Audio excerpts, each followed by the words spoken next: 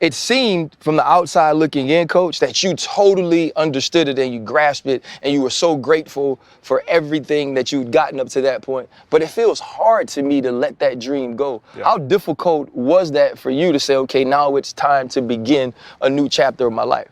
I appreciate that, spitting off those things, man. That's good. I love the game, right? Just like we all did. You love the competition. You love the unity of being a part of a team. I love that, man. I love the locker room. Again, neither of my parents went to college. And so my dreams as a young person was, man, play at the highest level, right?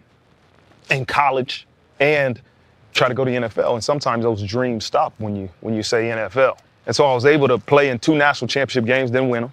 Lost one to Florida, and then lost one to LSU. LSU. So, you know what I mean? Yeah. It is what it is. Yeah. But 5th round pick, went to the NFL, and I got cut after training camp. And the first thing I would say is that being in Chicago was the first time I was homesick. I grew up in Dayton, Ohio, which is about 50 minutes outside of Columbus, Ohio. Went to Ohio State, and you had guys, as your former team, Will Allen, and some guys that I knew from high school that were there, and man, I was never homesick, and then all of a sudden you go to the NFL. I got a fiance and a son, our oldest boy at the time. I'm like, man, I'm in Chicago with Brian Urlacher and Lance Briggs and some of these guys, man, and I'm like, this is the first time that, I miss being home. And end up getting cut and kind of was like, all right, man, we'll figure this thing out.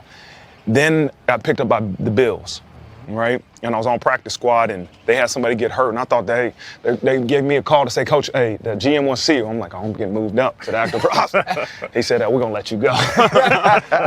we gotta bring in a vet. And then I went to Houston. And that's when I was in Houston for about 8 or 9 weeks. And that's when I was like, okay, man, I love this. I know what it takes now. I can figure this thing out. All of a sudden, I remember being in Houston and my knee were hurting. And I'm like, you know what? I don't know how long I'm gonna play this game. This is my 3rd team in 1 year. And I called Coach Tress and said, if something happens where I can't play ball, I think I want to be a coach. He said, okay, play as long as you can, right? And if it happens, you can come coach. So the Colts called me.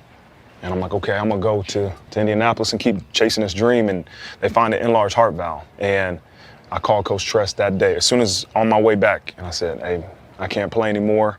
I want to get into coaching. He said, be here the next day. But